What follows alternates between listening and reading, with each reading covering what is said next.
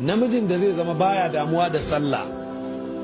azumi da sauran ibadoji ba su dame shi ba, namijin da zai zama makaryaci ne, namijin da kullun zaki kasa gane ina ce alƙiblar shi a matsayinki na matar shi.